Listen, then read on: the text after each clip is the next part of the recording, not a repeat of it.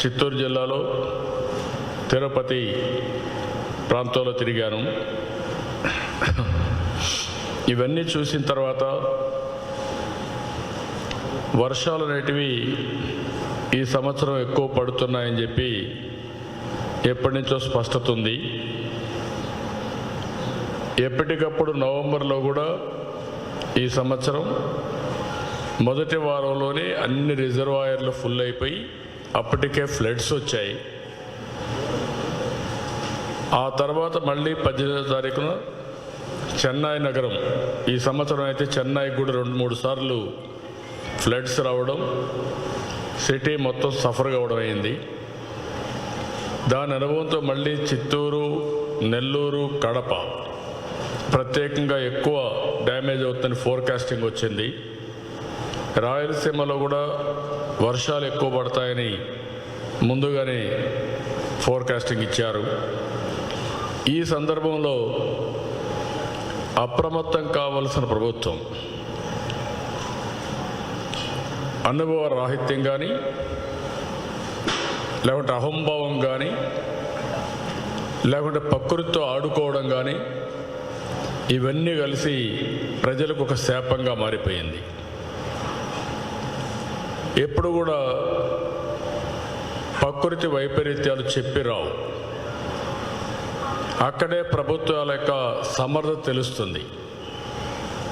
ఒక సమర్థవంతమైన ప్రభుత్వం ఉంటే ఆ ప్రభుత్వ అడ్మినిస్ట్రేషన్ని ఎక్కడికక్కడ అప్రమత్తం చేయగలిగి బాధ్యతతో వ్యవహరిస్తే ప్రాణ నష్టం తగ్గుతుంది, ఆస్తి నష్టం తగ్గుతుంది, అసౌకర్యాలు తగ్గుతాయి. కానీ ఈ ప్రభుత్వం అది చేయలేదు. అందుకే మీరు చూస్తే మొత్తం కడప జిల్లాలో ఈరోజు కూడా పేపర్లన్నింటిలో వచ్చాయి, 5-6 గ్రామాలు పించా ప్రాజెక్టు, అదే మరి పక్కనుండే అన్నమయ్య ప్రాజెక్టు. పించా నుంచి అన్నమయ్యకు నీళ్లు వస్తాయి. అక్కడి నుంచి మనం చూస్తే కనీసం లాస్ట్ డే ఈ ఫ్లడ్ వచ్చినప్పుడు కూడా అప్రమత్తం చేయలేకపోయారు. జనరల్గా ఏ సైక్లోన్ వచ్చినా వార్మింగ్, డివార్మింగ్, లేకుంటే ముందుగానే అందరినీ నోటిఫై చేయడం, ఎంఆర్ఓలను అందరినీ ఇప్పుడు వాలంటీర్లు పెట్టారు వ్యవస్థ కొత్తగా 50 ఇండ్లకని. వాళ్ళకు కూడా ఏం సమాచారం ఇచ్చారో గాడ్ ఓన్లీ నోస్. ఒకప్పుడు ఊర్లో ఉండే irrigation department, revenue department, police department నేరుగా వెళ్ళి బలవంతంగా ఆ ఊర్లో ఉండే వాళ్ళను కూడా సురక్షిత ప్రాంతాలకు తరలిస్తారు. అది fundamental principal. That is a disaster management manual. అందులో నేనున్నప్పుడు ఒకసారి ఇదే మరి హరికేన్ ఇవన్నీ వచ్చిన తర్వాత, ఉదూద్ వచ్చిన తర్వాత మళ్ళీ ఆ డిజాస్టర్ మేనేజ్మెంట్ని, ఆ మాన్యువల్ని రివైవ్ చేశాం. అలాంటిది బొత్తిగా చేయకుండా ప్రజల పాపానికి వదిలిపెట్టారు. నాసిరకం పనులు చేశారు. పించాలో కానీ అన్నమయ్యలో కానీ నాసిరకం పనులు చేశారు. ఇంకొక పక్కన అసెట్స్ మేనేజ్మెంట్. ఏ ఆస్తి అయినా దాన్ని మేనేజ్ చేయకపోతే అది ఆటోమేటిక్గా నిరర్ధకమైన అసెట్గా తయారైపోతుంది, ఆస్తిగా తయారైపోతుంది. ఇప్పుడు అన్నమయ్య ప్రాజెక్ట్ ఉంది. అన్నమయ్య ప్రాజెక్టుకి గ్రీస్ వేయడానికి, మెయింటైన్ చేయడానికి, గేట్స్ మెయింటైన్ చేయడానికి డబ్బులు ఇవ్వాలి. దాంతో ఎవడు పట్టించుకోలేదు. ఇప్పుడు గేట్ ఎత్తపోతే ఎత్తలేదని ఒక వర్షన్. ఇంకొక పక్కన కిందన నదిలో ఎక్కడికక్కడ ఇసుక ఉంది, ఇసుక మాఫియా ఇసుక తీసుకుంటున్నారు. ప్రొక్లైన్స్ ఉన్నాయి, టిప్పర్లు ఉన్నాయి. అన్నీ వదిలిపెడితే ఇవి కొట్టుకోబోతాయి. వీళ్ళ ఆస్తులు కాపాడుకోవడానికి, ఇసుక తీసుకోవడానికి ప్రజల ప్రాణాలు త్యాగం చేశారు. ఇప్పుడు దగ్గర 60 మంది లెక్క ప్రకారం కొనిపెట్టారు. ఒక 20 మంది 25 మంది మిస్ అయ్యన్నారు. రాత్రి కూడా నేను సుబ్బారావు ఇంటికి వెళ్ళాను. చనిపోయినప్పుడు 1 రోజు 2 రోజులు బాధపడి మనస్థిమితం చేసుకుంటాం. మనిషి డెడ్ బాడీ కూడా దొరకలేదంటే ఆ మానసిక క్షోభ అనుభవిస్తేనే తెలుస్తుంది ఆ కుటుంబానికి. ఆ సుబ్బారావు భార్య వారం రోజుల నుంచి బెడ్ మీద ఉంది. పిల్లలంతా కూడా ఎదురు చూస్తున్నారు.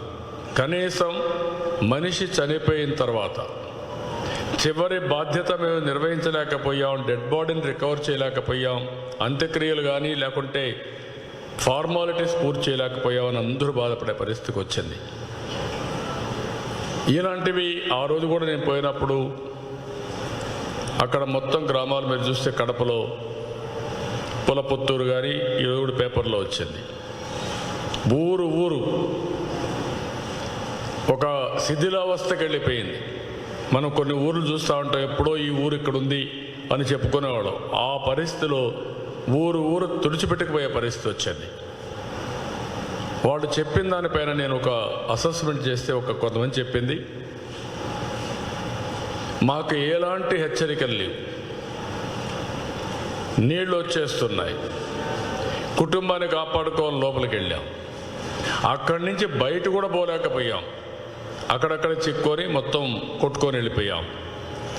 ఒక ఫ్యామిలీలో ఒక అతనైతే ఇది సినిమాలో కూడా జరగదు, 9 మందిని కాపాడాలనుకున్నాడు. మామూలు ఇల్లు, దానికి ఒక హుక్ ఉంది హైట్లో, అది పట్టుకున్నాడు. పట్టుకొని వాళ్ళందరినీ భుజాలపైన ఒకరిని, మెడపైన ఒకరిని, కాళ్ళు పట్టుకొని ఒకరు, నడుం పట్టుకొని ఒకరు, ఈ విధంగా 1.5-2 hours స్ట్రగుల్ చేశాడు. అప్పటికి ఇద్దరికి ఆ స్ట్రగుల్ చేసిన తర్వాత కూడా పాపం నీళ్లు ఆటోమేటిక్గా మెడ దగ్గరికి ఇంకా పైకి కూడా వచ్చేసాయి. శ్వాస లేదు. ఆ అర్ధగంట శ్వాస లేకపోయి 1 hour లేకపోయా కొందుకు 2 చనిపోయారు. అతని చేతల్లోనే 2 చనిపోయారు. ఇది అనుభవించడం తెలుస్తుంది. కడవ 7 మందిని కాపాడగలిగాడు.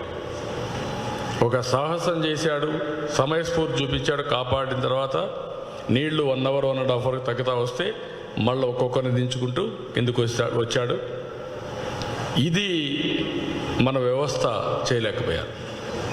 నేను రాయలసీమ ఉంది మీకు ఇక్కడ, ఇది రాయల చెరువులో ఏమైంది, భయభ్రాంతులు అయిపోయారంతా. నేను కూడా పేపర్లు చూస్తున్నా, టీవీలు చూస్తున్నా, ఏమైంది, బొంగబడిందన్నారు, బ్రీచ్ అవుతుందంటున్నారు, అలార్మింగ్గా ఉంది, ఇప్పటికే తిరుపతిలో నీళ్లు వచ్చేసాయి, ఆ నీళ్లు కూడా వస్తే ఏమవుతుంది అని ఆలోచిస్తున్నాం. ఆలోచించిన తర్వాత కనీసం డిపార్ట్మెంట్ సీనియర్ ఆఫీసర్స్ వచ్చి అసర్టైన్ చేసి ఇది మేము కంట్రోల్ చేస్తున్నాం, ఇది బ్రీచ్ కాదు, ఎవరు భయపడాల్సిన అవసరం లేదు అని చెప్పలేకపోయారు, భరోసా ఇవ్వలేకపోయారు. అంటే ప్రభుత్వం ఎక్కడుందో నాకైతే అర్థం కావడం లేదు. రెండోది మనం చూస్తే ప్రకృతితో ఆడుకోవడం, అది డేంజరస్ ట్రెండ్. అది నిన్న ఏం జరిగింది, పెరమాళపల్లిలో ఒక చెరువు ఉంది, ఆ చెరువు బీచ్ అయింది. అక్కడి నుంచి పేరూరులో ఇంకొక చెరువు ఉంది, చిన్నప్పటి నుంచి మనం చూసామైంది, అది బ్రీచ్ అయింది. అది బ్రీచ్ అయిన తర్వాత ఎక్కడ రావాలి నీళ్లు, నేరుగా తుమ్మలగుంట చెరువుకు రావాలి. తుమ్మలగుంట చెరువుని క్రికెట్ స్టేడియంగా మార్చేశారు. అక్కడి నుంచి ఎక్కడికి పోతుంది, స్వర్ణముఖిలోకి వెళ్ళాలి. స్వర్ణముఖిలోకి పోవలసిన నీళ్లు యూనివర్సిటీ దగ్గర నుంచి, ఎంఆర్ పల్లి దగ్గర నుంచి మొత్తం ఆటోనగర్ వరకు మొత్తం కొట్టిపారేసింది. అందులో ఆ నీళ్ళు వచ్చిన తర్వాత ఒక అతను ల్యాంకోలో పనిచేస్తూ వచ్చి నీళ్ళంతా రోడ్డు ఉన్నాయి కాబట్టి ఎట్లా పోవాలని అర్థం కాకుండా ఫుట్పాత్ ఎక్కి, ఆ ఫుట్పాత్లో ఏవైతే మాన్యువల్ అవన్నీ ఉంటే అవి లేకపోయే కొందికి జారిపడి అతను ఎక్కడికి పోయాడో ఇంకా దిక్కు తెలియదు. ఇది మీరు అక్కడ పెక్యులర్గా మీరు చూస్తే స్వర్ణముఖిలో ఫ్లడ్ ఉంది, అది కూడా కళ్యాణ్ డ్యామ్ ఇవన్నీ సరిగా ఆపరేట్ చేయాలి. ఏమవుతుందంటే 3/4 వాటర్ రిలీజ్ చేసేయండి. వాటర్ ఎక్స్పెక్టేషన్ మీకు తెలుస్తుంది, క్యాచ్మెంట్ ఏరియాలో ఎంత రెయిన్ పడతా ఉంది, ఎంత వర్షం పడితే ఎంత నీళ్లు అక్కడ రీజనరేట్ అవుతాయి, ఆ నీళ్లు ఎట్లా వస్తాయి, ఫ్లో ఎట్లుంటుందని ఒక క్లారిటీ ఉంది. అలాంటి మెకానిజం ఎప్పుడో ఎస్టాబ్లిష్ చేశాం. అలాంటివి వచ్చినప్పుడు అడ్వాన్స్గా రిలీజ్ చేసి ఉంటే అన్నమయ్య ప్రాజెక్టులో కానీ, పించా ప్రాజెక్టులో కానీ, లేకపోతే ఇక్కడుండే కళ్యాణ్ డ్యామ్ కానీ ఇవన్నీ చేసుంటే మనకి ఇబ్బందులు వచ్చేటివి కాదు. రిలీజ్ ఆఫ్ వాటర్లో పూర్తిగా ఫెయిల్ అయ్యారు. అడ్మినిస్ట్రేషన్ కుప్పగూలిపోయింది. ఇంకొక పక్కన రాయల చెరువుకి ఇంకొక ప్రాబ్లం కూడా ఉంది. రాయల చెరువు మనం చూస్తే ఎప్పుడూ ఇంత నీళ్లు రాలేదు, వచ్చాయి. వచ్చిన తర్వాత దాన్ని మేనేజ్ చేయడంలో అవసరమైతే సీనియర్ ఆఫీసర్స్ వెళ్ళి పెద్ద పెద్ద పంపులు కూడా పెట్టి ఉండొచ్చు కావాలంటే. మేము పెట్టాం, చాలాసార్లు పెట్టాం. నేను తిరుపతిని చూస్తే నేను వస్తున్నానని కొన్ని నీళ్లు లాగారు తప్ప నిన్నటికి కూడా పంపులు పెట్టి నీళ్లు లిఫ్ట్ చేయాలనే ఆలోచన ఈ ప్రభుత్వానికి రాలేదు. ఎందుకు ఈ మాట వాడుతున్నానంటే ఎప్పుడైతే పంపులు పెట్టి వాటర్ అంతా లిఫ్ట్ చేస్తే మొత్తం ఈ బిజినెస్లు లేకపోతే చిన్న షాపులు ఇవన్నీ కూడా క్లీన్ చేసుకొని యాక్టివిటీ స్టార్ట్ అయిపోతుంది, లైవ్లీహుడ్ స్టార్ట్ అయిపోతుంది. అది కూడా చేయలేకపోయారు. అంటే వీళ్ళకి ఆలోచన లేదా, అజం ఉందా, నాకైతే అర్థం కావడం లేదు. ఇవన్నీ కూడా చూసిన తర్వాత it is a clear cut government వైఫల్యం, మ్యాన్ మేడ్ స్ట్రాటజీ, ఇది మ్యాన్ మేడ్ మిస్టేక్.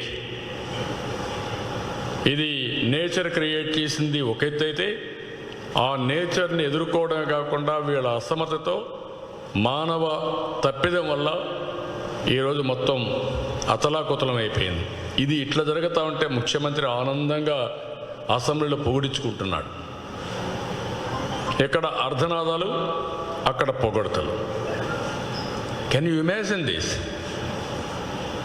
మీకు పైశాచిక ఆనందం. వీళ్ళ ప్రజలు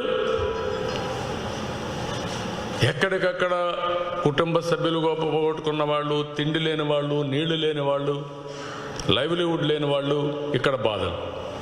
ఇది ఈ రాష్ట్ర పరిస్థితి. దీన్ని చాలా తీవ్రంగా నేను ఖండిస్తున్నా, గర్హిస్తున్నా. ఈ మానవ తప్పిదం పైన ఒక జ్యుడిషియల్ ఎంక్వైరీ చేయాల్సిన అవసరం ఉంది. ఎవరు ఫెయిల్ అయ్యారు, ఎక్కడ ఫెయిల్ అయ్యారు, ఎందుకు ఇన్ టైం వాటర్ రిలీజ్ చేయలేదు, ఎందుకు ప్రాజెక్టులు ఇన్ టైం గ్రీస్ అవన్నీ వేసి మెయింటైన్ చేయలేదు, ఎందుకు మీరు తుమ్మలగుంట్లో క్రికెట్ స్టేడియం పెట్టిన దానివల్ల ఆ నీళ్లు పోకుండా నేరుగా ఊరి మీద పడి ఇంత నష్టం జరగడానికి కారణం అవునా కాదా? ఇది కామన్ మ్యాన్ మాట్లాడుతున్నాడు. నేను అడుగుతున్నా, ఇవన్నిటిపైన జ్యుడిషియల్ ఎంక్వైరీ చేయాలి, వాస్తవాలన్నీ బయట రావాలి. ఎవరు తప్పు చేస్తే వాళ్ళని పనిష్ చేయాలి. బాధ్యత, జవాబుదారీతనం రావాల్సిన అవసరం ఉంది. అది రావడం కోసం నేను డిమాండ్ చేస్తున్నా. కానీ మాకు అధికారం ఉందని మీ ఇష్ట ప్రకారం మీరు పోతే తప్పకుండా ఎవరైతే మీకు అధికారం ఇవ్వడానికి దోహదం చేశారో వాళ్లే మిమ్మల్ని పాతాళాన్ని తొక్కేసే పరిస్థితి వస్తుంది. చాలా ఆవేశం ఉంది, బాధ ఉంది, కంట్రోల్ చేసుకోవాల్సి వస్తూ ఉంది. మొత్తం ప్రిపేర్నెస్లో ఫెయిల్ అయ్యారు, రిలీఫ్లో ఫెయిల్ అయ్యారు. ముందుగా అనుకున్నట్టు బాధ వచ్చేది కాదు. ఓకే, కొంచెం పరిస్థితులు చక్కగా. 2, రిలీఫ్ ఇచ్చారా? ఎక్కడా కనపడ. ఒక ఎన్టీఆర్ మెమోరియల్ ట్రస్ట్ సుమారు 40,000 మందికి సహాయం చేశారు. ఎందుకు గవర్నమెంట్ చేయలేకపోయారు? ఎక్కడ క్యాంపులు పెట్టారు మీరు? నేను ఎక్కడ చూశాను, ఎక్కడ క్యాంపులే లేవు. అంటే ఏంటి మీ ఉద్దేశం? నాకైతే అర్థం కాదు. టీములే లేవు, టీములు లేవు, క్యాంపులు లేవు, పట్టించుకున్నవాడు లేడు. వాళ్ళ బంధువుల ఇంటికో ఎక్కడన్నా పోయి ఎవరన్నా షెల్టర్ ఇస్తే ఆ షెల్టర్ తీసుకున్నారు తప్ప ప్రభుత్వం ఒక పద్ధతి ప్రకారం టీములు పెట్టి ఇవన్నీ కూడా చేసి వారం రోజులు అయింది. వారం రోజుల్లో విశాఖపట్నం ఉదూద్ సైక్లోన్ వచ్చిన తర్వాత నార్మల్స్ తీసుకొచ్చాం. 250 కిలోమీటర్ స్పీడ్లో వచ్చింది విండ్. అలాంటి విపత్తునే ఎదుర్కొన్న సమర్థత ఉండే అడ్మినిస్ట్రేషన్ మంది. అలాంటి అడ్మినిస్ట్రేషన్ కుప్పగూలే పరిస్థితి వచ్చింది. 2, రిలీఫ్లో ఫెయిల్ అయ్యారు, రీహాబిలిటేషన్లో కూడా ఫెయిల్ అవుతున్నారు. ఒక క్లారిటీ లేదు. ఈ పక్క మనకు కపిల్ తీర్థం ఉంది, పైన అన్ని రిజర్వాయర్లు ఫుల్ అయిపోయినాయి, ఆ నీళ్ళన్నీ వచ్చాయి. ఆ రిజర్వాయర్లు కూడా ముందుగా కానీ వీళ్ళు ఆఫ్లోడ్ చేసి ఎప్పటికప్పుడు తగ్గించుకుంటా వచ్చుంటే ఇంకొంచెం ఫ్లడ్ తగ్గేది. అది కూడా చేయలేకపోయారు. ఇప్పుడు అందుకే నేను నిర్దిష్టంగా కొన్ని డిమాండ్స్ కూడా పెడుతున్నా. కపిల్ తీర్థం నుంచి కొండ పక్కనే ఒక కెనాల్ తీయాలి, ఎంత ఫ్లడ్ వచ్చినా ఆ నీళ్లు టౌన్ పైకి రాకుండా నేరుగా స్వర్ణముఖి తీసుకుపోయే ఏర్పాట్లు చేయాలి. రేపు బాలాజీ రిజర్వాయర్ వస్తే దాన్ని కూడా పెట్టచ్చు. అంత లోపల దీన్ని తీసుకుపోయి నేరుగా స్వర్ణముఖికి డైవర్ట్ చేయాల్సిన అవసరం ఉంది సేఫ్గా. This is number 1. Number 2, Rayalaseema Rayala Cheruvu కూడా తూములు మొత్తం over a period of time అన్నీ పోయినాయి. ఇప్పుడు ఎక్కడా లేవు, సర్ప్లస్ వేర్ లేదు, అవుట్లెట్ నీళ్లు పోయే పరిస్థితి లేదు. ఓన్లీ 2-3 ఈలు పెట్టి తూములు పెట్టి ఆ గేట్స్ పెట్టి ఇస్తున్నారు తప్ప ఇంకొకటి కాదు.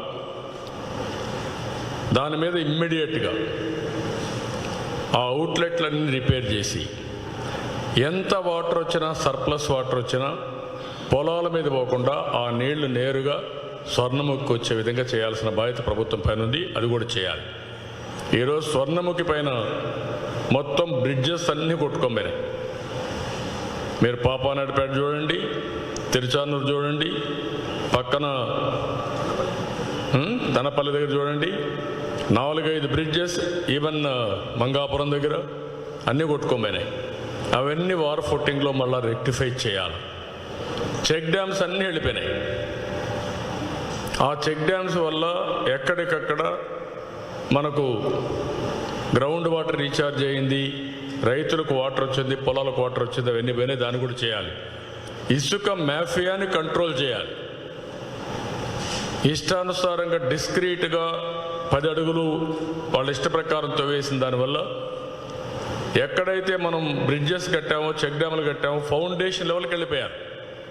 వన్స్ ఫౌండేషన్ లెవెల్కి వెళ్ళిపోయినప్పుడు కొట్టుకోపోవడం చాలా ఈజీ అవుతుంది. సపోర్ట్ కూడా లేకుండా పోయింది. అది కూడా చేయాల్సిందిగా డిమాండ్ చేస్తున్నా. ఇంకొక పక్కన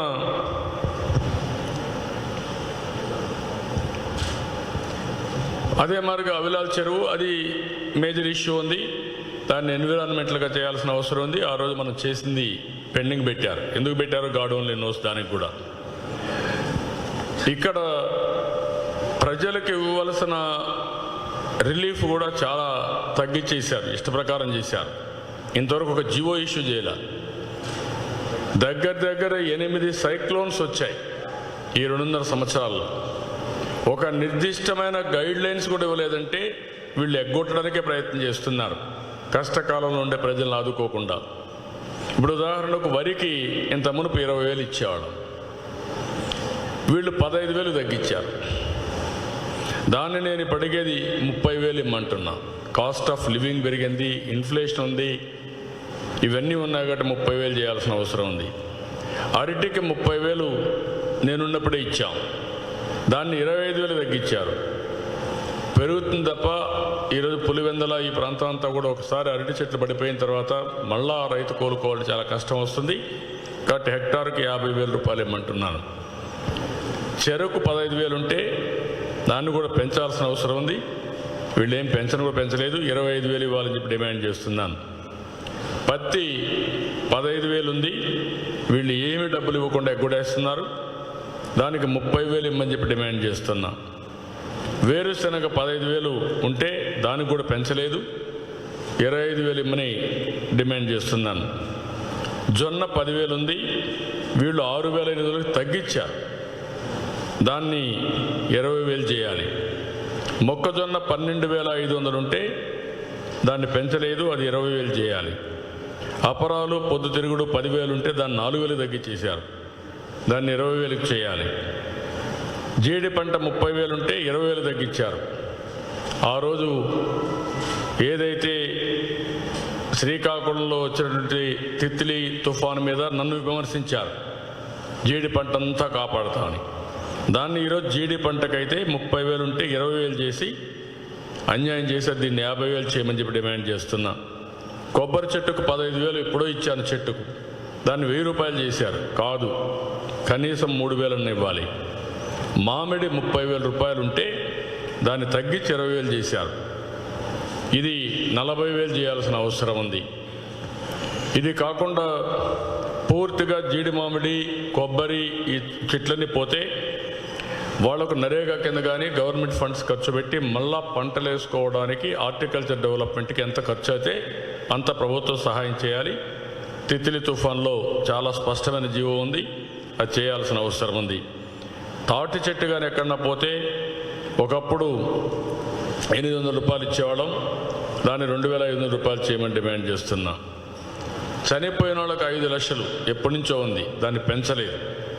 మీరు మాత్రం ఎల్జీ పాలిమర్స్లో వాళ్ళ తప్పిది వల్ల చనిపోయిన వాళ్ళకి 1 కోటి రూపాయలు ఇచ్చారు. ఇక్కడ మీ తప్పు వల్ల చనిపోయిన వాళ్ళు ఉంటే వాళ్ళకి ఇవ్వలేదు. 25 లక్షల రూపాయలు ఇమ్మంటున్నా. రేపు రాబోయే రోజుల్లో 25 లక్షలు మీరు ఇవ్వకపోతే నేను ఇస్తాను. మీరు చేసిన తప్పులు కూడా నేను ఇస్తాను, దాంట్లో సెకండ్ థాట్ లేదు. ఈ 60 మంది హత్యలు చనిపోయిన వాళ్ళు మీ వల్ల జరిగాయి, ప్రభుత్వ హత్యలు తప్ప ఇంకోటి కాదు.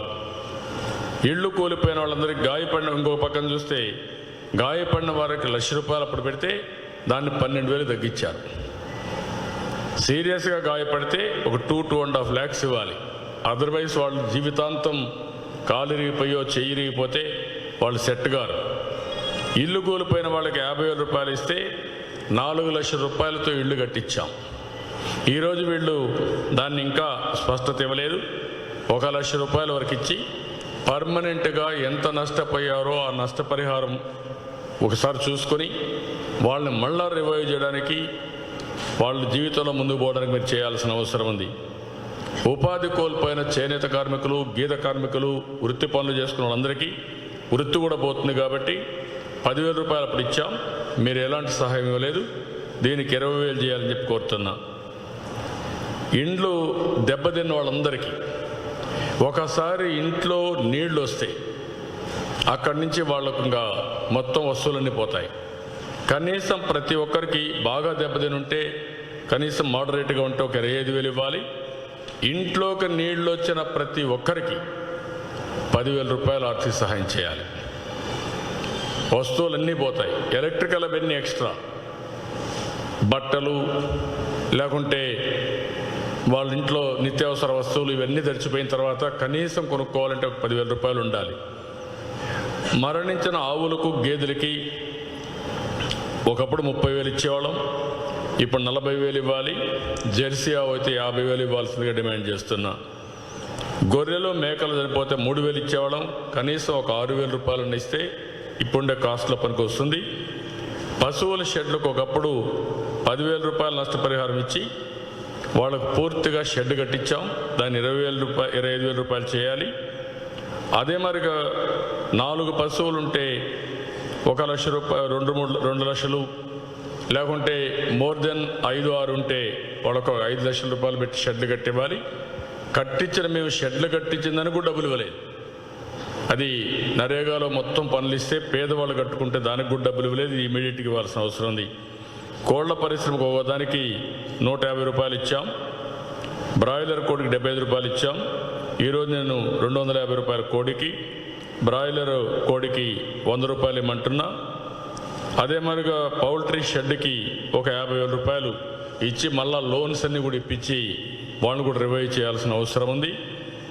ఇది కాకుండా తోపుడు బండ్లు, చిన్న చిన్న షాపులు, చిన్న చిన్న వ్యాపారస్తులు పూర్తిగా నష్టపోయారు. ఉదుగు తుఫాన్లో నేను మొత్తం ఇన్సూరెన్స్ కూడా ఇప్పించిన తర్వాత ఎవరైతే నష్టపోయారో వాళ్ళందరినీ రివైవ్ చేశాం. తోపుడు బండ్లు రివైవ్ చేశాం, చిన్న చిన్న షాపులు రివైవ్ చేశాం, వ్యాపారస్తులకు ఇన్సూరెన్స్ లేకపోతే వాళ్ళని రివైవ్ చేశాం. అవన్నీ చేశాం. కనీసం చిన్న చిన్న వ్యాపారాలు చేసే వాళ్ళకు ఒక 20,000 రూపాయలు ఇచ్చి, పెద్ద పెద్ద వ్యాపారాలు చేసేవాళ్ళు కూడా వాళ్ళతో ఒక మీటింగ్ పెట్టుకొని వాళ్ళు ఏమి నష్టపోయారు, ఏ విధంగా ఇవ్వగలుగుతారు, ఏ విధంగా సెట్ చేస్తారో చేయాల్సిన అవసరం ఉంది. ఆక్వాకల్చర్కి 30,000 ఇచ్చాం. ఇప్పుడు 50,000 రూపాయలు మినిమం హెక్టార్కి ఇవ్వాలి. అదే మరి ఇంకొక పక్కన పడవలకి ఎక్కడన్నా పోతే 1 లక్ష రూపాయలు ఇచ్చాం. ఇప్పుడు 2 లక్షల రూపాయలు ఇమ్మన్నాను. 4,000 రూపాయలు చేశాడు. నేను చేతి వృత్తులను ఆదుకుంటానని గొప్పలు చెప్పిన పెద్ద మనిషి 1 లక్ష రూపాయల నుంచి 4,000 రూపాయలు తెచ్చాడు. ఇంకొక పక్కన పూర్తిగా దెబ్బతిన్న పడవలకి 6 లక్షలు ఇచ్చాం. ఇవి 90% కాదు, 100% మీరే కొనివ్వాల్సిన అవసరం ఉంది. వలలకు అప్పుడు 10,000 ఇస్తే ఇప్పుడు 2,000 ఇస్తానంటున్నాడు, 2,100 ఇస్తానంటున్నాడు. ఇది కరెక్ట్ కాదు. 20,000 రూపాయలు ఇవ్వాలి. అదే మరి కొత్త వలలు కొనుక్కోవాలంటే 75% లేకుంటే 100% సబ్సిడీతో ఇవ్వాలి. అదే మరి నూతనంగా పడవలు కొనుక్కోవాలంటే మొత్తం పోయి ఉంటే ఒక 5 లక్షల రూపాయలు ఇచ్చి వాళ్ళ ఆర్థిక సహాయం చేసి పూర్తిగా కొనుక్కునేటికి చేయాలి. నేను హుదూదులో కానీ తిత్రిలో కానీ ఎక్కడ విపత్తు వచ్చినా వాళ్ళకందరికీ ఇమ్మీడియట్గా నెక్స్ట్ డే క్యాంపులు పెట్టిన తర్వాత క్యాంపుల్లో ఉంటే ఓకే, క్యాంప్ అయిన వెంటనే ఇంటికి నిత్యావసర వస్తువులు సరుకులన్నీ ఇచ్చాం. బియ్యం 25 కేజీలు ఇచ్చాం, కొన్ని సందర్భాల్లో 50 కేజీలు ఇచ్చాం. చేనేత, గీత ఇలాంటి వృత్తిపరంగా ఉంటే వాళ్ళందరికీ 50 కేజీలు ఇచ్చాం. ఇప్పుడు 20 కేజీలు ఆ మారిగా ఇస్తున్నారు. కాదు, 25 కేజీలు ఇవ్వాల్సిందిగా డిమాండ్ చేస్తున్నా. కందిపప్పు ఆ రోజే 2 కేజీలు ఇచ్చాం, ఇప్పుడు 3 కేజీలు ఇవ్వాలి. పామాయిల్ 1 కేజీ ఇచ్చాం, ఇప్పుడు 2 కేజీలు ఇవ్వాలి. బంగాళాదుంపలు అప్పుడు 3 కేజీలు ఇచ్చాం, ఒక 5 కేజీలు ఇవ్వాలి. ఉల్లిపాయలు 2 కేజీలు ఇచ్చాం, కనీసం 3 కేజీలు ఇవ్వాలి. పంచదార కేజీ ఇచ్చాం, ఒక 2 కేజీలు ఇవ్వాలి. కెరోసిన్ అప్పట్లో 5 లీటర్లు ఇచ్చాం. కరెంటు పోతే దానికి కాంపన్సేషన్ కింద కరెంటు వచ్చే వరకు మీరు కూడా ఇవ్వాల్సిన అవసరం ఉంది. కారప్పొడి హాఫ్ కేజీ, ఉప్పు ఒక 1/2 కేజీ ఇచ్చాం. ఈ 2 కూడా 1 కేజీ చొప్పున ఇవ్వాలి. ఇప్పటి వరకు ఒక స్పష్టత లేదు. ఒక దగ్గర 1000 రూపాయలు ఇస్తున్నారు, ఒక దగ్గర 20 కేజీలు ఇస్తున్నారు, ఒక దగ్గర వీళ్ళు ఇష్టం వచ్చినట్టు చేస్తున్నారు. ఇది కరెక్ట్ కాదు. మీరు ఒక స్పష్టత ఇవ్వండి.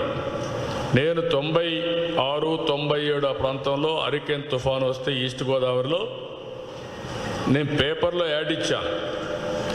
ప్రతి ఒక్క కుటుంబానికి ఇవన్నీ ఇవ్వాలి, దిస్ ఈజ్ యువర్ రైట్, మీరు ఎంటైటిల్డ్, మీరు డిమాండ్ చేసి తీసుకోమని చెప్పి నేను యాడ్ ఇచ్చాను. ముఖ్యమంత్రి Jagan Reddy everyday full page ad ఇచ్చుకున్నాడు సాక్షి పేపర్లో. దీనికి ఇవ్వండి, దానికి కాదు కావాల్సింది. తప్పుడు వార్తలు రాయడానికి యాడ్ ఇచ్చుకోవడం కాదు.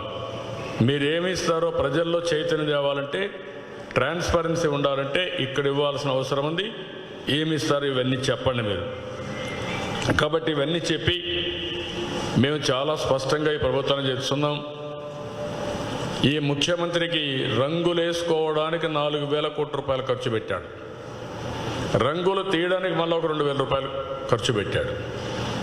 నిన్న కూడా మేము కట్టినటువంటి ఇవి వేస్ట్ ఎనర్జీ ప్లాంట్స్కి రంగులు వేసుకోవడానికి సిగ్గు కూడా లేకుండా డబ్బులు ఖర్చు పెడుతున్నారు. దానికి కాదు ఖర్చు పెట్టాల్సింది. ఎవరైతే వరదల్లో చిక్కుకుపోయి మీ వైఫల్యం వల్ల నష్టపోయారో వాళ్ళని ఆదుకోండి. డబ్బులు సద్వినియోగం చేయమని, ట్రెజరీని సద్వినియోగం చేయమని కోరుతున్నా. ఈ ప్రాంతంలో కొన్ని ఎక్కడైతే భయంకరమైన పరిస్థితులు, నీళ్లు రావడం లేదు ఇప్పటికి కూడా. వాళ్ళంతా మామూలుగా ఫోన్ చేస్తే మీరు ట్యాప్ వాటర్ తాగండి, ఏదో ఒకటి తాగండి. కొంతమంది అయితే మరీ బెదిరిస్తున్నారు ఆఫీసర్ కూడా. ఏంటి ఇది కొత్త సంస్కృతి, నాకైతే అర్థం కాదు. ఏంటి పదే ఫోన్ చేస్తారు, ఏం పని లేదా మీకని. కొంతమంది గట్టిగా అడిగితే వాళ్ళ ఇంటికి పోయి దౌర్జన్యాలు చేస్తున్నారు. ఇది నేను కొత్త పోకడకు. ఒకప్పుడు ప్రజలు ఎవరైనా వస్తే, ఇలాంటి విపత్తు వస్తే ఆ ప్రాంతంలో కానీ ఫెయిల్ అయితే పోవాలంటే భయపడేవాళ్ళు. ఇప్పుడు కొంతమంది అధికారులే బాధితులపైన దాడులు చేసే పరిస్థితికి వచ్చారు. ఇది రివర్స్. ఇది నాకు చాలా విచిత్రం అనిపిస్తూ ఉంది. నిన్న చాలామంది అంటున్నారు, నిన్న మేము గట్టిగా అడిగితే మా ఇంటికి వచ్చి ఎందుకు ఏమనుకుంటున్నావు, నువ్వు తమాషలాడుతున్నావు అని చెప్పి బెదిరిస్తున్నారు, కొట్టడానికి వస్తున్నారని చెప్పే పరిస్థితికి వచ్చారు. ఈ సంస్కృతి పోవాలి. ఇది పోకపోతే మాత్రం చాలా సీరియస్గా ఉంటుంది. ఈ విషయాన్ని గుర్తుపెట్టుకోవాల్సిన అవసరం ఉంది. మెడికల్ క్యాంపులు కూడా పెట్టాలి. ఇప్పుడు దీనివల్ల కొన్ని డిసీజెస్ కూడా పెరిగే పరిస్థితి వస్తుంది. అది కూడా చేయాల్సిందిగా నేను డిమాండ్ చేస్తున్నా. మొత్తం ఇప్పటికే ఒక 62 మంది చనిపోయారని చెప్పి వస్తూ ఉంది. మళ్ళీ రేపు నుంచి మళ్ళా తుఫాన్ ఉంటుంది. ఒకవేళ డైల్యూట్ అయితే చెప్పలేం కానీ, లేకుంటే మళ్ళీ సీరియస్ తుఫాన్ వచ్చే పరిస్థితి వస్తూ ఉంది. అది కానీ వస్తే మళ్ళా ప్రాబ్లం వస్తుంది. ఉద్హుద్లో చనిపోయింది 21 మంది, తిత్రిలో చనిపోయింది 16 మంది. అంత పెద్ద విపత్తులో ప్రాణ నష్టాన్ని కాపాడగలిగితే, ఇంత చిన్న విపత్తు నుంచి మీరు కాపాడలేకపోయారంటే ఇది మీ అసమర్థత కాదా అని మిమ్మల్ని అడుగుతున్నా. ఇలాంటివన్నీ కూడా కొన్ని ఎక్కడైతే తుఫాన్లో నష్టపోయిన రైతులకి సిగ్గేస్తుంది చెప్పాలంటే కూడా 10 రూపాయలు, 20 రూపాయలు, 30 రూపాయలు ఇచ్చారు. బీడీ ఖర్చులకా దేనికి ఇచ్చారు? నాకు 10 రూపాయలు నష్టం జరుగుతుందంటే రైతుకి ఇప్పుడు ముఖ్యమంత్రి చెప్తున్నాడు ఏమని, మీరెవ్వరూ కూడా వరి పంట వేయొద్దని అంటున్నారు గవర్నమెంట్. వరి పంట వేయొద్దు, వేరే పంటలకు నష్టపరిహారం ఇవ్వద్దు. చిత్తూరులో ఏం జరిగింది, మామిడి రైతులు రేట్లు పడిపోయి మొత్తం వస్తే వాళ్లతో ఆలోచించబడి ఇక్కడ ఉండే రాజకీయ నాయకులు దాన్ని కూడా ఎక్స్ప్లాయిట్ చేసుకొని డబ్బులు చేసుకొని తిరిగి తెలుగుదేశం పార్టీ పైన బ్లేమ్ చేసే పరిస్థితికి వచ్చారు. అవి మానండి. ఇంకా 24 గంటలు తెలుగుదేశం పార్టీ పైన పని ఏడవడం కంటే 2.5 సంవత్సరాలు అయింది. మీరు చేసే పనులు చెప్పి ప్రజల్ని మెప్పించండి, కానీ ఇష్ట ప్రకారం మా పైన దాడులు చేయడమో కేసులు పెట్టడమో చేస్తే మాత్రం మీకు చాలా సమస్యలు వస్తాయి. నేను ఇప్పుడు కూడా చెప్తున్నా మళ్ళా ఆఫీసర్ని, వరదల కోసం మేము బయట వస్తే కూడా కేసులు పెట్టే పరిస్థితికి వస్తున్నారు. మీరు సర్వీస్ చేయరు, సర్వీస్ చేసేవాళ్ళ పని తప్పుడు కేసులు పెడతారు. నిన్న రాయల చెరువుకు ముందు రోజు వైఎస్ఆర్ కాంగ్రెస్ నాయకులు చోటా మోటా అందరూ వెళ్ళారు. నేను వెళ్తానంటే మా జిల్లా పార్టీ ప్రెసిడెంట్కి నోటీసు పంపిస్తారు మీరు పోవడానికి లేదని. What is this? ఏమనుకుంటున్నారు మీరు? ఇది పద్ధతి కాదని చెప్పి మరొక్కసారి హెచ్చరిస్తూ ఈ డిమాండ్స్ అన్నీ కూడా పెట్టి ప్రజల్లోకి తీసుకెళ్తాం, ప్రభుత్వం పైన ఒత్తిడి తీసుకొస్తాం. ఒకవేళ చేయకపోతే ఆందోళన కూడా చేస్తాం. బాధితులకు అండగా ఉండాలని పార్టీ నిర్ణయించాం, దాని ప్రకారం ఫాలో అవుతాం. నేను దీనిపైన సిఎస్ కూడా ఈరోజు రేపు లెటర్స్ కూడా రాస్తాను. Any questions one or two?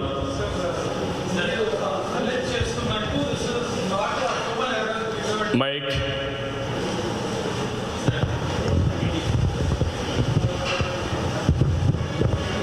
So the ruling party is maintaining that this is not a human error-triggered calamity, it is a natural calamity on one hand, and it goes on further to allege that Annamaya project redesigns were submitted to the previous government, but the previous government did not go ahead with the redesign, which is what led to the catastrophe. What do you have to say? నేనేమంటానంటే, చేతగాని వాళ్ళు ఎప్పుడు కూడా సాకులు ఎత్తుక్కుంటారు. అలాంటి చేతగాని వాళ్ళు వెళ్ళి నేను అడిగింది ఎందుకు సకాలంలో మీరు అలర్ట్ చేయలేదు చెప్పమంటున్నా, ఎందుకు ముందు జాగ్రత్తలు తీసుకోలేదు చెప్పమంటున్నా. కాదు ప్రీవియస్ గవర్నమెంట్కి ఏదో పంపించారు, అక్కడే చూస్తున్నారు కాబట్టి మేము ఫెయిల్ అయ్యాం. ఇంకా ఎన్ని రోజులు ఆడిపోసుకొని బతుకుతారు మీరు? మీ చేతగానితనం అడుగడుగున ఎండగట్టే పని. నేను అడుగుతున్నా ఒకే మాట, కడప జిల్లాలో ఇంత బీభత్సం జరిగితే ముఖ్యమంత్రి అసెంబ్లీ పెట్టుకోవడానికి ఏమాత్రం సిగ్గు అనిపించలేదా? దిగాలనిపించలేదా? వాళ్ళని పరామర్శించాలనిపించలేదా? ఓదార్చాలనిపించలేదా? మీ తండ్రి చనిపోతే ఏదో కారణాల వల్ల చనిపోయిన వాళ్ళని 4 ఏళ్ళు ఓదారుస్తారా మీరు? ఇక్కడ చనిపోయిన వాళ్ళు ఇంటికి పోరా మీరు? పరామర్శించరా మీరు? అంటే మీ పని అయిపోయిందనే కదా. మళ్ళా సిగ్గు లేకుండా వేరే పార్టీ పైన మీరు నెపం వేస్తారా? తెలుగుదేశం పార్టీ హయాంలో చెప్పాను, ఉదులో అంత పెద్ద విపత్తులు 20 మంది చనిపోయారు, తిత్తిలో 16 మంది చనిపోయారు. మీరు ఎంతమంది చనిపోయారు? 60 మంది చనిపోయారు. ఎవరు కారణం దీనికి? మీరు కాదా? దానికి సమాధానం చెప్పంటే ఇక్కడ మ్యాన్ హోల్ ఉంది, సుబ్బారావు చనిపోయాడు, డెడ్ బాడీ ఎత్తికారా మీరు? మీకు లెక్కలేదా? అంటే సెంటిమెంట్ అని తెలియదా మీకు? మన సంస్కృతి తెలియదా? ఆ కుటుంబానికి ఏం సమాధానం చెప్తారు? ఇవి అడుగుతున్నా నేను. కాబట్టి ఎప్పుడు కూడా వీళ్ళు చేసినంత 2 ఏళ్ళ నుంచి తెలుగుదేశం పార్టీ పైన ఎదురుదాడి చేయడం కాదు, ప్రజల్లోనే అర్థం చేసుకున్నారు అప్పుడేం చేశామని. ప్రతి ఒక్క ఇంటికి తెలుసు, ప్రతి ఒక్క వ్యక్తికి తెలుసు. ఒక సంక్షోభం వస్తే తెలుగుదేశం పార్టీ ఎట్లా పనిచేస్తుందో తిత్లీ కానీ హుదూద్ కానీ బెంచ్ మార్క్. ఆ రోజు పండుగలు ఉన్నాయి, ఒక్క మంత్రిని కానీ ఒక్క ఆఫీసర్ని పంపించకుండా అక్కడే పెట్టి పండగల్లో కూడా వాళ్లకు సర్వీస్ అందించి వాళ్ళు నార్మల్సీకి వచ్చిన తర్వాత బయట వచ్చాం. ఆ విషయాలు గుర్తుపెట్టుకోవాల్సిన అవసరం ఉంది. ఇంకొకసారి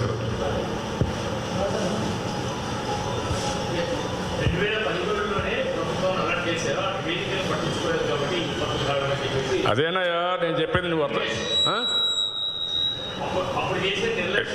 ఇనయ్యా. 2 ఏళ్ళు గాడిదలు కాసావా? 2.5 years గాడిదలు కాసావా? ఏం చేసావా నువ్వు? ఏం మాట్లాడతావు?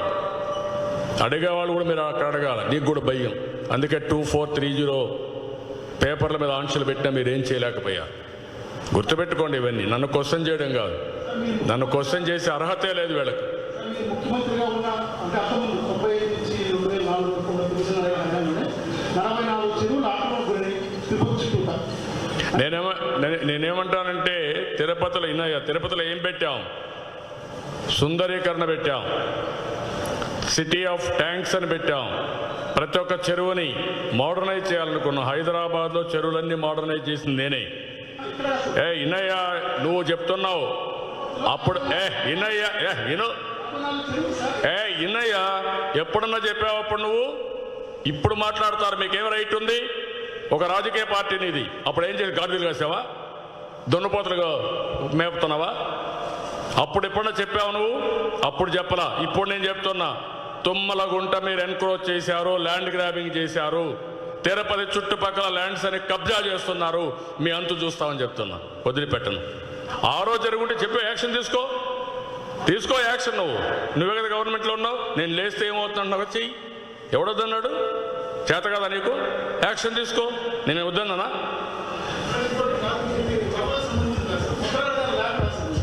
వదిలిపెట్టావన్నీ. ఎందుకయ్యా స్పందన? నేను అడుగుతాను, ఎవరు అడగాలయ్యా? ఇనయ్యా రిజర్వేషన్స్ పెట్టిన వాళ్ళపైన లేఖ రాస్తాడు, విదేశీ విద్య పెట్టిన వాళ్ళని లేఖ రాస్తాడు, రిజర్వేషన్లు పెట్టిన వాళ్ళపైన లేఖ రాయడు. ఇంక దాన్ని బట్టి నీకు అర్థం కాల? సందర్భం కాదు. ఇప్పుడు కాంట్రవర్సీ మాట మీకు కూడా గుర్తుపెట్టుకోవాలి, మీడియా కూడా. సమయం, సందర్భం, ప్రజల ఇబ్బందులు, ప్రజల సమస్యలు మీరు గుర్తుపెట్టుకు మాట్లాడాలి. మీకు ఇంకా కూడా మీరు కూడా ఏదో డీవియేట్ చేయడానికి హిడెన్ అజెండా పెట్టుకొని వస్తున్నారు కూడా నాకు తెలియదు. I don't want to divert. నేను వచ్చింది వరదల కోసం వచ్చాను. వరదల్లో రాని వాళ్ళని మీరు అడగాల. నవంబర్లో వచ్చిన 2 spells of rains, third spell పడ్డ వర్షాలకి ఫ్లడింగ్. ఇప్పుడు కరువు ప్రాంతమైన రాయలసీమతో పాటు నెల్లూరుకి 4th spell of rains are predicted. How prepared should be the state government in dealing with the 4th spell of rains which are predicted, and what is your advice as a chief minister who served the state for 14 years? నేనేమంటానంటే, ఇలాంటి విపత్తు వచ్చినప్పుడు నవంబర్లో 2 సార్లు వచ్చింది. ప్రీ-11 ఒకసారి వచ్చింది, 18th రెండోసారి వచ్చింది, 27th నుంచి 3వసారి వస్తుంది ప్రిడిక్ట్ చేస్తున్నారు. 4వది ఇది. ఫస్ట్ అంత ముందు వచ్చిన వరదలు కాకుండా. ఇప్పుడు నేననేది ఏంటంటే, మీరు ఈ సమయంలో కూడా కాలక్షేపం చేయకుండా మీ అసమర్థతతో మీరు రాజకీయ అజెండాలు పెట్టుకొని ముందుకు పోవడం కాకుండా శ్రద్ధ పెట్టండి. రిజర్వాయర్స్ అన్నీ కూడా వాటర్ మేనేజ్మెంట్ పర్ఫెక్ట్గా చేయండి. రెండోది, ముందుగా ప్రిపేర్డ్నెస్ ఉండండి. మళ్ళీ ఇప్పుడు జరిగిన దానికే మీరు సహాయం చేయలేకపోయారు ఇంతవరకు. రేపు వస్తానే మళ్ళా కానీ వాటర్ వస్తే, మళ్ళా విపత్తు వస్తే ఎంత బాధ ఉంటుందో కంటిన్యూగా సఫర్ అయ్యే పరిస్థితి వస్తుంది. ఫస్ట్ ఆఫ్ ఆల్ ఇప్పుడు జరిగిన దానికి నష్టపరిహారం అవన్నీ కంప్లీట్ చేయాలా. ఇప్పుడు జరిగినటువంటి బ్రీచెస్ అవన్నీ కూడా క్లోజ్ చేయాలా.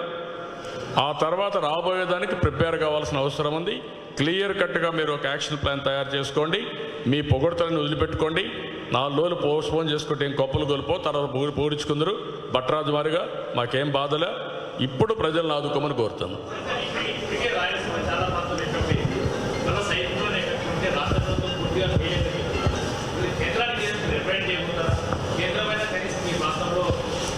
అంటే కొన్ని సమస్యలు కేంద్రానికి మనం కంప్లైంట్ చేసా. యాజ్ ఎ ముఖ్యమంత్రిగా నేను చెప్పేది ఏంటంటే, విపత్తులు హ్యాండిల్ చేయాల్సిన బాధ్యత అడ్మినిస్ట్రేషన్ ఉండేది రాష్ట్ర ప్రభుత్వానికే ఉంటుంది.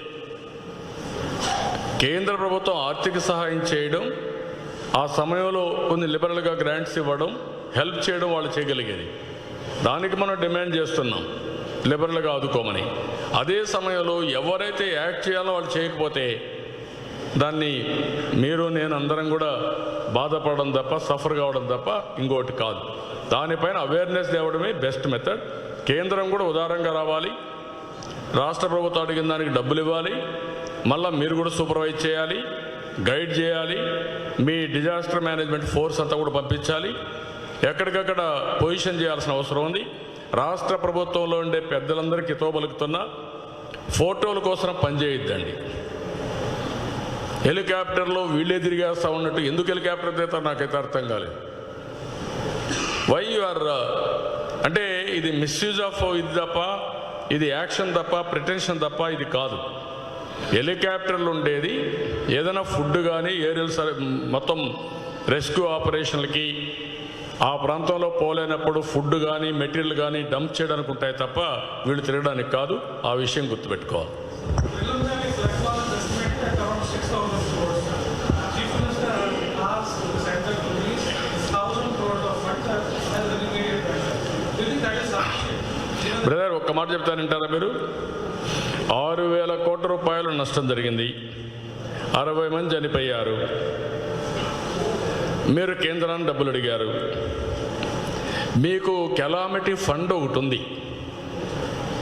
కెలామిటీ ఫండ్లో రాష్ట్రం కేంద్రం రెండూ కలిపి ఆ కెలామిటీ ఫండ్ కింద మనం బడ్జెట్లో పెట్టుకుంటాం.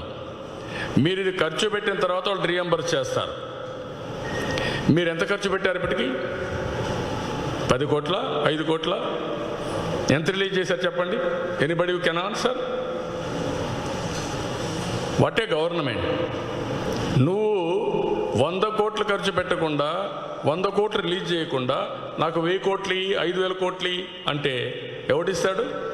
ముందు మనం ఖర్చు పెట్టాలి, రీఎంబర్స్మెంట్ కోసం ఫైట్ చేయాలి, సహాయం కోసం ఫైట్ చేయాలి. That is missing. అదే వీళ్ళకి అడ్మినిస్ట్రేషన్లో కానీ చేతగాంతనం, అనుభవం లేకుండా పోవడం, మొత్తం చతికిలపడడం. నేను కూడా చేశాను. దేవేగౌడ ఉద్యోగులు అయితే ఎన్ని హరికేన్స్ తుఫాన్లో దేవేగౌడ తీసుకొచ్చాను. కానీ ఆయన కోసం నేను వెయిట్ చేయాలి. 24 అవర్స్ 48 అవర్స్లో మొత్తం రోడ్స్ అని క్లియర్ చేయించాను. ఉద్యోగులో ప్రధానమంత్రిని తీసుకొచ్చాం, నరేంద్ర మోడీ తీసుకొచ్చాం, చూపించాం. అదే సమయంలో ఆయన కోసం నేను వెయిట్ చేయలేదు. మొత్తం డబ్బులు ఖర్చు పెట్టి వారంలో నార్మల్స్ తీసుకొచ్చాం. అది తీసుకొస్తూనే డిమాండ్ చేయాలి, ఫైట్ చేయాలి. అది బొత్తిగా లేదు ఇక్కడ. నేను ఫస్ట్ టైం చూస్తే 2 కోట్లు 4 కోట్లు నాకే సిగ్గు అనిపించింది. 4 కోట్లు అంటే ఇచ్చేది ఎవరన్నా మిమ్మల్ని ఏమనుకుంటారండి? ఇంకోటి కూడా ఉంది ఇక్కడ. ఎప్పుడు కూడా డిజాస్టర్ వచ్చినప్పుడు ఆల్ ఎగ్జంప్షన్స్, ఫాస్ట్ ట్రాక్ ఎక్స్పెండిచర్కి మళ్ళీ గవర్నమెంట్కి రాయాల్సిన పని లేదు. గవర్నమెంట్ గైడ్ లైన్స్ ఇస్తే గైడ్ లైన్స్ ప్రకారం ఉండే గైడ్ లైన్స్ యాక్ట్ చేయాల్సిన బాధ్యత జిల్లా అడ్మినిస్ట్రేషన్ పైన ఉంది. రిలీఫ్ ఇప్పుడు ఇన్ని కేజీలు ఇచ్చాం, ఒక జీవో ఉంది. ఆ జీవో ఇన్ఫోర్స్, మళ్ళీ దాన్ని తగ్గించి ఇవ్వడం, ఎక్కువ ఇవ్వడం అది నీకు డిస్క్రిప్షన్ లేదు, అది ఇమీడియట్గా ఇవ్వాలి. ఇవన్నీ ఉన్నాయి. ఆ విషయం మీరు గుర్తుపెట్టుకోవాల్సిన అవసరం ఉంది. ఇక్కడ నేను ఏంటంటే కొంతమంది దాన్ని కూడా తప్పడతారు. భట్రాజ్ అనేది ఒక కమ్యూనిటీ, ఆ కమ్యూనిటీని ఎప్పుడు కూడా నేను అవమానించే పరిస్థితి రాదు. పొగిడించుకోవడం తప్పు. ఆ మాట మాట్లాడాను. నేను ఎప్పుడైనా సరే ఏ కులమైనా సరే నేను చాలా జాగ్రత్తగా ఉంటాను. కానీ అసెంబ్లీలో జరిగేది చూసిన తర్వాత వీళ్ళు పొగిడించుకోవడం చూసిన తర్వాత బాధ వేస్తుంది. అన్ని కులాలను రెస్పెక్ట్ చేయడంలో తెలుగుదేశం పార్టీ ముందుంటాం, ఇప్పుడు ఉంటాం, భవిష్యత్తులో ఉంటాం. అందరి యొక్క ఆత్మగౌరవాన్ని కాపాడుతాం.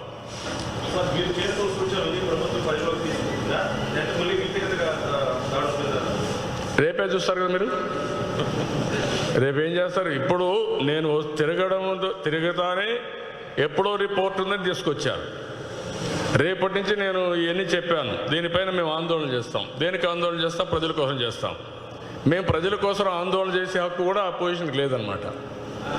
మేము కూడా వీళ్ళకు భజన చేయాలి. బ్రహ్మాండంగా చేశారని పొగిడితే మమ్మల్ని కూడా అభినందిస్తారు. అప్పుడు కూడా కేసులు పెడతారు, తెలియదు. ఆ పరిస్థితిలో ఉన్నారు. ఇది ఎక్కువ రోజు జరగవు.